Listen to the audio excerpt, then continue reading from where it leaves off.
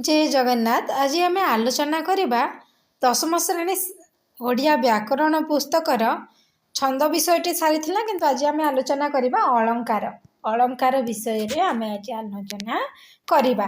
देख आम प्रथमे देखा अलंकार अलंकार कहले कौन गहना है ना ना जिते बड़े गोटे रमणीय स्त्री बा सुंदरी स्त्री बा गोटे नारी तार सौंदर्य अधिकांश मात्रा रे अलंकार रे ही ताको शोभा पाई थाए, अधिक रमणीय करी थाए, अधिक सुंदरी करी थाए, सौंदर्य बध करी थाए अलंकार द्वारा। अलंकार जेते बेले से पिंधि थाया बा धारण करी थाए बहुत सुंदर देखा जाए था हमें जानिचु। तो सेमिति साहित्य को कौन करिबा पाई और सुंदर करिबा पाई रमणीय करिबा पाई अनेक शब्दर आवश्यक थाए एवं से साहित्य को सरस सुंदर एवं रमणीय करने को जो सौंदर्यबोध उपादान आवश्यक हुए ताहाकू अलंकार कुहा जाए। बुझला। देख यह वाक्यर सभा बुद्धि करि थाए, पाठक प्राण को कौन करि थाए आमोदित करि थाए एवं वस्तुतः अलंकार सौंदर्य तत्व हेउछि साहित्यर वैशिष्ट्य। जो वस्तुतः एवं कहते जमी सुंदर करि थाए ठीक सेमती से अलंकार हेउछि साहित्य तत्वर वैशिष्ट्य। बुझिला। एवं तद्वारा काव्य कविता रमणीय मध्य होता है अलंकार द्वारा। आमे जानिला अलंकार विषय रे जानिला अलंकार कहले कौन जानी पारिला। एबे देखिबा अलंकार को केते भाग रे विभक्त करे जाइछि। आमे जानिछु अलंकार को दुई भाग रे विभक्त करे जाइछि। प्रथमटी होछि शब्द अलंकार, द्वितीयटी होछि अर्थालंकार। शब्द अलंकार कहले कौन बुझ। देख शब्दालंकार कहले जहा द्वारा शब्द गुड़िक जो शब्द गुड़िक आमे जो लिखि थाउ शब्द गुड़िक से गुड़िक कौन करिथिबा कथा शब्द सरस सुंदर एवं श्रुति मधुर होइथाए। ता अति सरस पढ़ा को भल लागिबो एवं तार रचना शैली देखा भल लागिबो एवं सरल होइथिबो सहजिया हेतिबो एवं सुंदर मध्य थिबो एवं ताको सुनिले मध्य श्रुति मधुर हेतिबो। ताको आमे कहिलु कोन शब्दालंकार। देख शब्दालंकार को पुणी केते भाग रे विभक्त करा गला। देख जमक शब्दालंकार, अनुप्रास, श्लेष प्रभृति। कौन कौन शब्दालंकार रे गले जमक, अनुप्रास, श्लेष प्रभृति जेतेबेले अलंकार विषय आमे माने जानिबा सेतेबेले बहुत सारा अछि। पुणी जमक को विभक्त अनुप्रास को केते भाग रे विभक्त करा जाइछि, जमक को विभक्त करा जाइछि, श्लेष को विभक्त करा जाइछि। किंतु हम दशम श्रेणी साहित्य सिंधु पुस्तक रे जेहेतु नाही आमे अधिक पढ़िबा नाही, जेतिके आवश्यक आमे सेतिके पढ़िबा। बुझियला। ताहले अर्थालंकार कहिले कौन। देख अर्थालंकार होउछि जो द्वारा अर्थ दाहला शब्द किंतु अर्थालंकार अर्थ रमणीय एवं चित्ताकर्षक हुए। तार अर्थ अत्यंत रमणीय थाए एवं चित्ताकर्षक होइथाए। कौन कुहागला ताहाकू अर्थालंकार कुहागला। बुझियला। देख अर्थालंकार रे केन केन माने गले उपमा, उत्प्रेक्षा, रूपक, व्यतिरेक प्रभृति। पुणी उपमा को मध्य केते भाग रे विभक्त कराइछि, उत्प्रेक्षा को मध्य, रूपक को मध्य, व्यतिरेक को किंतु आम बही जेहेतु नाही आमे अधिका पढ़िबा नाही। मु आ गोटे क्लास रे आसी आनिबी जहाँके सब किछि थिबो। देख शब्द अलंकार रे मु प्रथमे थिला अनुप्रास अलंकार। अनुप्रास अलंकार ताले प्रथमे आमे जानिबा अनुप्रास अलंकार कहिले कोन। अनुप्रास अलंकार कहिले पद मध्य एक बा एकाधिक व्यंजन वर्ण बारंबार उच्चारित हेले ताहाकू अनुप्रास अलंकार कुहा जाइथाए। कौन हैला पद मध्य एक बा एकाधिक व्यंजन वर्ण कौन बारंबार उच्चारित हेले ताहाकू अनुप्रास अलंकार कहा गला। उदाहरण स्वरूप काण हैला उत्कल कमला विलास दीर्घिका मराल मालिनी नीलांबु चिलिका कौन है उत्कल कमला विलास दीर्घिका मराल मालिनी नीलांबु चिलिका देख उत्कल बारंबार कौन है कर कर व्यवहार है ना नहीं क उच्चारित तो देख गोटे जदि गोटे पदरे कौन हम बारंबार व्यंजन वर्ण एक एकाधिक व्यंजन वर्ण उच्चारित हेले कौन कहगला से अनुप्रास बोली कहगला ए जो उदाहरण चिलिका राधानाथ रायंकर गोटे अच्छी पादटीए उत्कल कमला विलास दीर्घिका मराल मालिनी नीलांबु चिलिका यह कौ अलंकार जीव आमे जानिछु यह अनुप्रास अलंकार जीव कहीं अनुप्रास अलंकार गला ये दुईटी पादरे क देख ए दुईटा पादरे कौन कौन व्यवहार होइछि देख क आउ कौन अच्छी क गोटे अच्छी आउ गोटे अच्छी ल गोटे अच्छी आउ गोटे मोर मध्य व्यवहार करा जाइछि अधिक अधिक कौन एठारे लिखा है एगुड़िक कौन व्यंजन वर्ण गुड़िक एक एकाधिक व्यंजन वर्ण व्यवहार होइछि जहा फल रे कौन होइछि जहा फल रे अनुप्रास अलंकार होइछि केते सहजिया ठीक सेमिति आउ केते गुड़िया अच्छी लावण्यवती जो उपेन्द्र भंज लावण्यवती लिखी लावण्यवती काव्य कवितार मध्य केते देखा मिलू आम ए उदाहरण अच्छी देखी नव कलिका बकालिका मालिका आली कालिका कांत स्मरी रक्षा केमंते करी करिबा उत्तमरी मत्तमरी गति की एमंत विचारी केते सुंदर एठारे कर मध्य बारंबार एवं लर मध्य बारंबार एवं रोर मध्य बारंबार उच्चारित होइछि ना नहीं तेणु करिके एडा मध्य अनुप्रास अलंकार रे जीव उपेन्द्र भंजक लावण्यवती काव्यर छांद टिके अच्छी सेटा होची देख नव कालिका बकालिका मालिका माली कालिका कांत स्मरी रक्षा केमंते करी करिबा मत्त करी गति की एमंत विचारी कि सुंदर तापले गोरे गुटे अच्छी देख मो कूले चाली चरण करिबु माँ विचरण रे तपस्विनी आबे पढ़ीला मो बही रे मध्य अच्छी कौन मंगले ओला उषा है ना नहीं गंगाधर मेहर तपस्विनी काव्य से आसीथिला तो ये तपस्विनी गंगाधर मेहर कौन गोटे अच्छी केतेक अच्छी छांद माने से गुड़िक अनुप्रास अलंकार रे जीवे कौन मो कूले चाली चरण करिबु माँ विचरण मो कूले चाली चरण करिबु माँ विचरण देख क च र बेसी जाउची व्यप देशे वितरीण अमर कांति ता लभी वन पादप राजी होई दप दप बहिवे अमर दर्प बहिवे शांति पल्लवे पाटल श्यामल रुचिर रुचि रहिब चिर निर्मल एटारे कौन कौन बेसी उच्चारण करागला देख आम प्रथम द्वितीय पादरे क च र एवं पर व्यंजन वर्ण बहुबार आवृत्ति होइछि आमे देखिला तृतीय पदरे प ल एवं र च र मध्य आवृत्ति घटिछि तेणु करिकी एही अनुप्रास अलंकार मध्य विभिन्न विभाग रही देख अलंकार जो अनुप्रास अलंकार मध्य बहुत विभाग रही जहाँकि है वृतानुप्रास छेकानुप्रास आद्यानुप्रास अंत्यानुप्रास आ गोटे थिला लटानुप्रास किंतु एठारे नाही यही चारिटा देछि लटानुप्रास मध्य गोटे अच्छी जेनटा अनुप्रास अलंकार रे जाइथिला फास्ट थिला कणा छकानुप्रास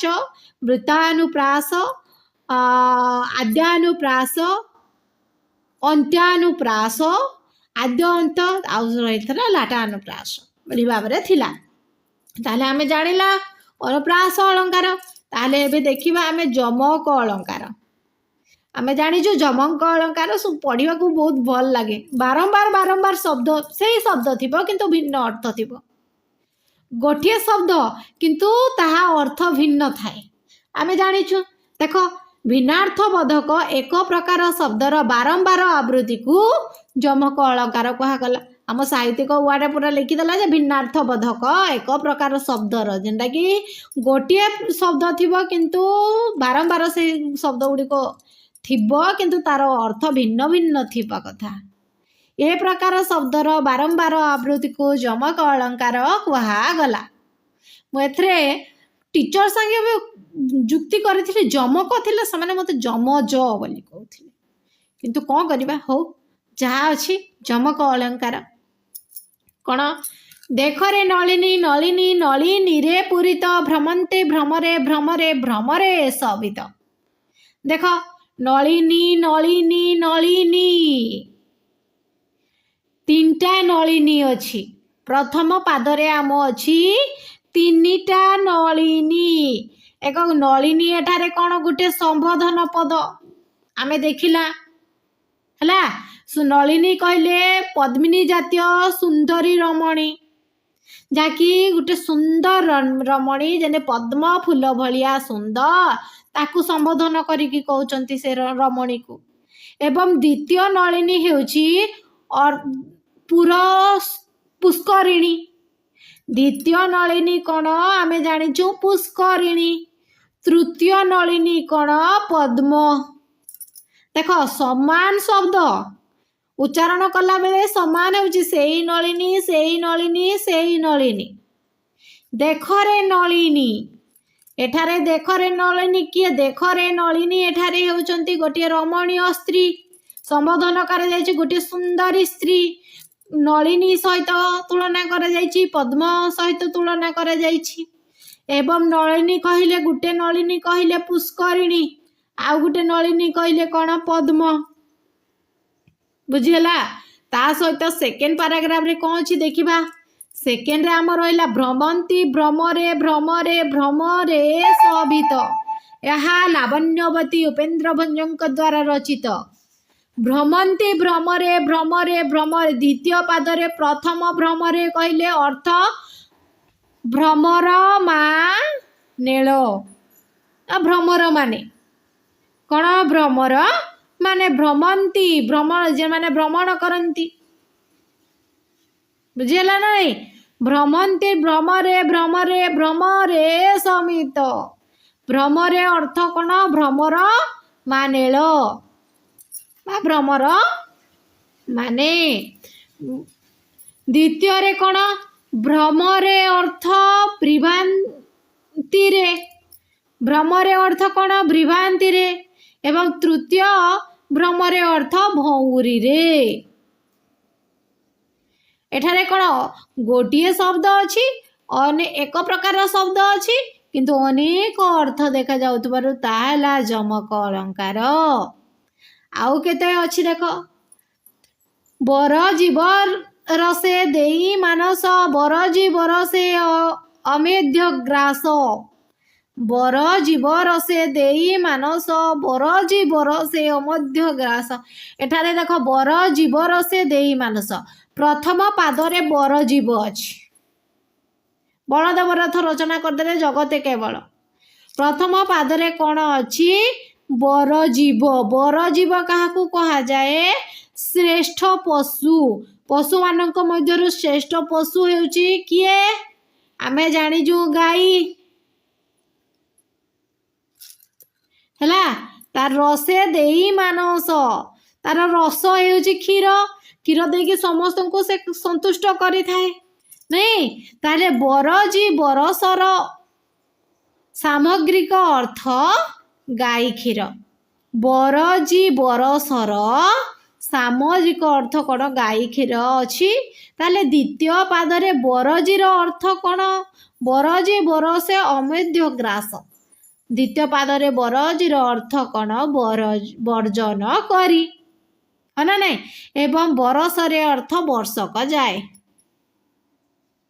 वर्जन करी एवं वर्षक जाए अर्थात वर्षक जाए वर्जन करी ତାହେଲେ ଏକ ପ୍ରକାରର ଶବ୍ଦ ଅଛି କିନ୍ତୁ ଅର୍ଥ ଭିନ୍ନ ଭିନ୍ନ ଥିବାରୁ ତାହା ହେଲା ଯମକ ଅଳଙ୍କାର। ଏହିଭଳି ଭାବରେ ଆଉ କେତେକ ଅଛି ହେଲା। ଆମେ ଏତେ ବେଶୀ କହିବାନି, ଯାହା ଯେତିକି ଦେଖ ଆଉ ଗୋଟେ ଅଛି, ତମେ ନିଜେ ଏଇଟା ଦେଖ। ଅହି ମକର ତାପନାଶେ ସଭା ସାରସ ଚକ୍ରେ, ଅହି ମକର ତାପନାଶେ ସଭା ସାରସ ଚକ୍ରେ, ଏହା ମଧ୍ୟ ସମାନ। ଅହି ଅହି କହିଲେ କ'ଣ? ସାପ। ମକର କହିଲେ କ'ଣ? କୁମ୍ଭୀର। ପ୍ରଥମ ପାଦରେ ଅଛି, ହଁ ନା ନାଇଁ? ଅହି ସାପ ମକର। ତାପ କହିଲେ କ'ଣ? ଦୁଃଖ। ତାପ କହିଲେ କ'ଣ? ଦୁଃଖ। ଆଉ ନାଶେ କହିଲେ କ'ଣ? ନାଶେ କହିଲେ ପଦ୍ମ ଏବଂ ଚକ୍ରେ କହିଲେ ସମୂହରେ। ବୁଝିହେଲା? ଦ୍ୱିତୀୟ ପାଦ କ'ଣ ଅଛି? ଦ୍ୱିତୀୟ ପାଦରେ ଅହି ମକର କହିଲେ ସୂର୍ଯ୍ୟ।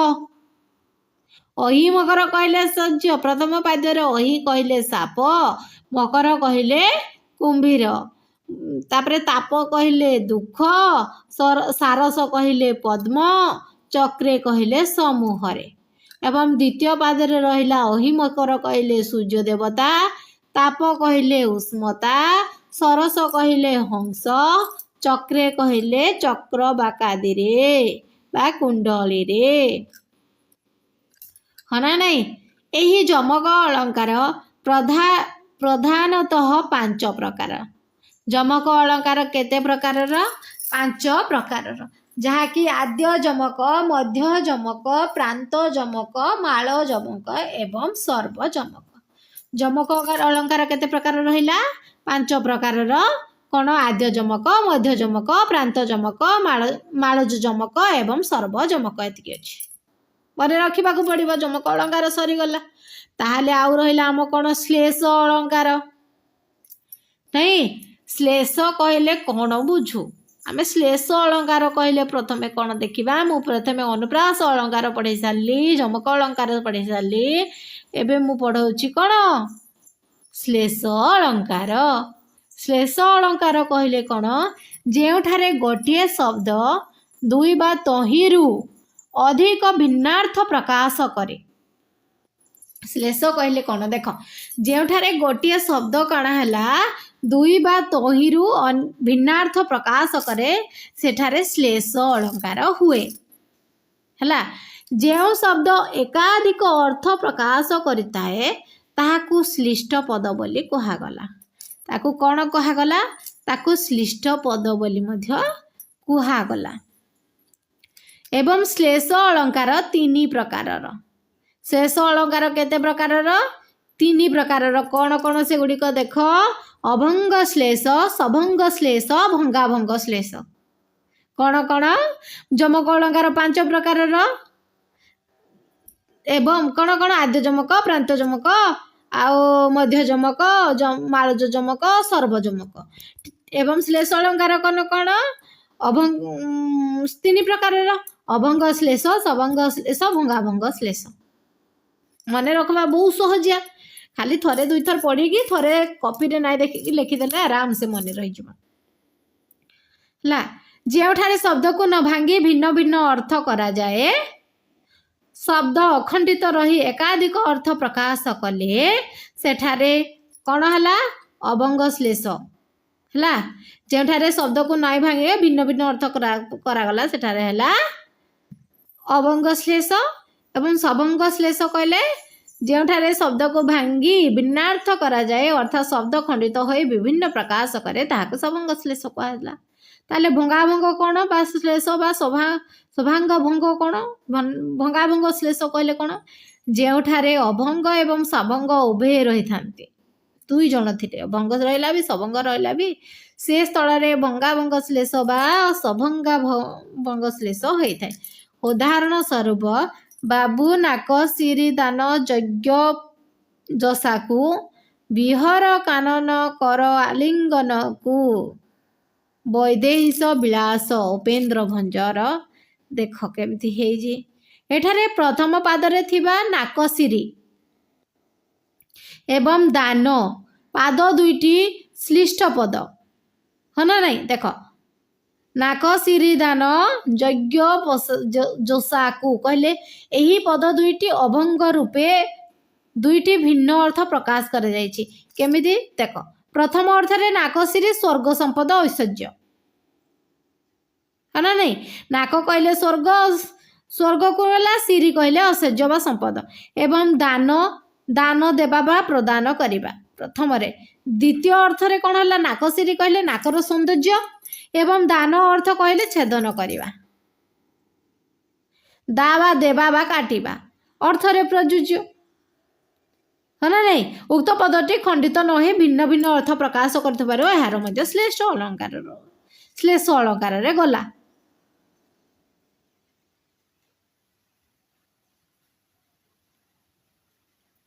ବା ଅଭଙ୍ଗ ଶ୍ଲେଷରେ ଗଲା।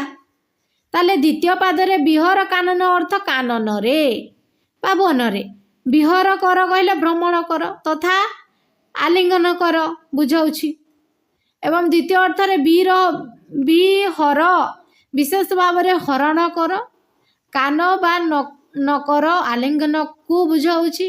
ଏଠାରେ ବିହର ଅର୍ଥ ଛେଦନ କର କ'ଣ କାହାକୁ ଛେଦନ କାନକୁ ଛେଦନ କର ଏବଂ ଆଲିଙ୍ଗନ ନ କର। କାନନ ପଦଟି ଖଣ୍ଡିତ ହେବା ଦ୍ୱାରା କାନ ନ ଭିନ୍ନତା ପ୍ରକାଶ ପାଉଛି ତେଣୁ ଏହା ସବଙ୍ଗ ଶ୍ଲେଷ ଆମେ ବୁଝିପାରିଲା। ତାହେଲେ ଅର୍ଥାଳଙ୍କାର ଆମେ ଆଉ ଗୋଟେ ଭାଗରେ ଅର୍ଥାଳଙ୍କାର ବିଷୟରେ ଆମେ ଦେଖିବା ହେଲା ଯାହାଫଳରେ ତୁମମାନଙ୍କୁ ମଧ୍ୟ ବହୁତ ଭଲ ଲାଗିବ ନହେଲେ ଭିଡ଼ିଓଟି ବଡ଼ ହେଇଯିବ ଆଉ ଭଲ ଲାଗିବ ନାହିଁ।